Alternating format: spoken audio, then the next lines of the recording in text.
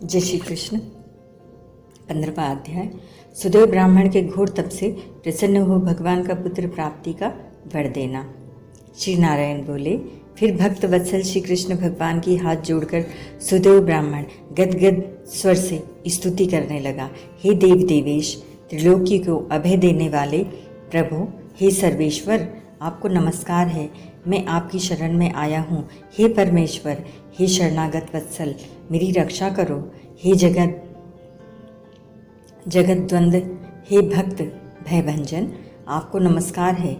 आप जय स्वरूप हैं, जय के देने वाले हो, जय के स्वामी हो, जय के कारण हो, विश्व के आधार हो, विश्व के एकमात्र रक्षक हो, दिव्य हो, विश्व के आगार हो, विश्वरूप हो, फलों के बीज हो, फलों के आधार हो, फलों के मूल हो, फलों के दाता हो, तेज रूप हो, तेज के दाता हो, सब तेजस्वियों में श्रेष्ठ हो।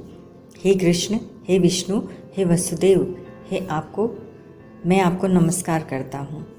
हे जगत प्रभु, आपकी ब्रह्मादि देवता भी स्तुति करने में समर्थ नहीं है।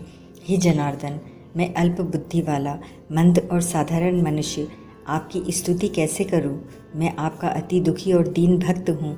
मेरे को कैसे त्यागते हो? हे प्रभु, आपका लोक में लोक बंधु नाम व्यर्थ है।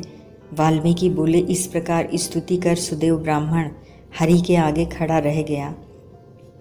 तब हरि भगवान उसकी स्तुति सुनकर मेघ के समान गंभीर वाणी से बोले, हे वत्स, तुमने बहुत कठिन तप किया है। अतः हे महाप्रज्ञ, हे तपोधन, जो इच्छा हो वर मांग लो। मैं तुम्हारे तप से बहुत प्रसन्न हूँ। मैं तुम्हारी इच्छा पूरी करूँगा। ऐसा दारुण तप किसी ने भी नहीं किया। सुदेव बोला, हे नाथ, हे दीन बंधो, हे दयानिधे, यदि आप मुझ पर प्रसन्न हैं तो हे विष्णु, हे पुराण पुरुषोत्तम, मुझको एक श्रेष्ठ पुत्र दो। हे हरे, पुत्र के बिना पूरा ग्रस्त जीवन मुझे अच्छा नहीं लगता। ब्राह्मण के ऐसे वचन सुन हरि भगवान बोले, हे ब्राह्मण, पुत्र के अतिरिक्त मैं सब कुछ तुम्हारे लिए दूंगा। हे वत्स, तुम्हारे भाग्य में पुत्र सुख विधाता ने नहीं लिखा। मैंने तुम्हारे भाल पटल के सब अक्षर देखे हैं, परंतु उसमें तुम्हारे साथ जन्म तक कोई पुत्र सुख नहीं लिखा है। इस प्रकार वह ब्राह्मण हरि के वज्र समान निष्ठुर वचन सुनकर जड़ से कटे हुए वृक्ष की तरह पृथ्वी पर गिर पड़ा।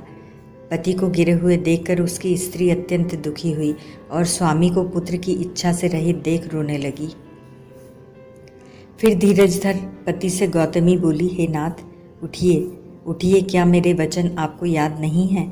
जो कुछ विधाता ने भाग्य में लिख दिया है वही सुख दुख प्राप्त होता है।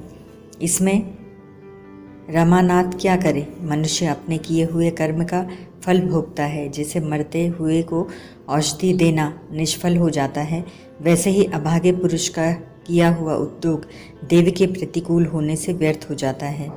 यज्ञ, दान, तप, सत्यव्रत द्वारा हरि का सेवन श्रेष्ठ है, किंतु इनसे भी सब वेदों में भाग्यफल श्रेष्ठ है। अतः हे भुसुर, सबका विश्वास छोड़कर भाग्य का ही सहारा पकड़ो। इसमें हरि का क्या प्रयोजन है? इस प्रकार पत्नी के असहाय तीव्र शोक युक्त वचन सुनकर उनके दुख से दुखी हुआ गरुड़ शोक सागर में डूबी हुई ब्रह्मणी तथा ब्राह्मण को देखकर हरि भगवान से विनम्र हो बोला, हे दीन बंधु, हे दया सिंधु, हे भक्तों को अभय करने वाले, हे प्रभु, आज आपकी भक्तों के दुख को न सहने वाली दयालुता कहाँ चली गई? अहो, आप तो ब्राह्मणों के रक्षक हो, आपका धर्म आज कहाँ चला गया?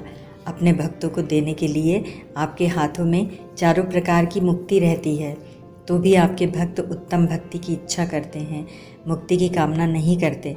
उनके आगे आठों सिद्धियां दासी के समान बड़ी रहती हैं। ऐसी तो आपकी आराधना की महत्ता है जो सर्वत्र विख्यात है। फिर इस ब्राह्मण की पुत्र कामना पूरी करने में आपको क्या परिश्रम है? भला हाथी का दान देने वाले पुरुष को अंकुश का दान देने में क्या दुविधा है? अब आज से कोई भी मनुष्य आपके चरण कमलों की सेवा नहीं करेगा, क्योंकि जिसके भाग्य में जो लिखा है उसको वही निश्चित मिलता है। इस प्रकार लोक में यह विश्वास होने से आपकी भक्ति लोप हो जाएगी। हे नाथ, आप में करने और न करने की क्षमता है, यह सर्वविदित है। वही क्षमता इस ब्राह्मण को पुत्र न देने से नष्ट हो जाएगी। मेरी प्रार्थना है कि आप इस ब्राह्मण को अवश्य ही एक पुत्र दीजिए। सुदामा ब्राह्मण ने आपकी आराधना से महान ऐश्वर्य पाया और संदीपनी को आपकी कृपा से मरा हुआ पुत्र पुनः प्राप्त हुआ। ये दोनों स्त्री पुरुष पुत्र की कामना से आपकी शरण में आए हैं। श्री नारायण बोले। इस प्रकार गरुड़ जी के वचन सुनकर विष्णु भगवान अमृत तुल्य वचन बोले। हे गरुड़, हे वेंतेय, इस ब्राह्मण को मनवांछित एक पुत्र शीघ्र ही दे दो। इस प्रकार हरि के अपनी इच्छा के अनुकूल वचन सुनकर गरुड़ जी का हृदय प्रसन्न हो गया और तत्काल उस दुखी ब्राह्मण को एक अनुरूप भव्य पुत्र दे दिया। ओम तत्सत।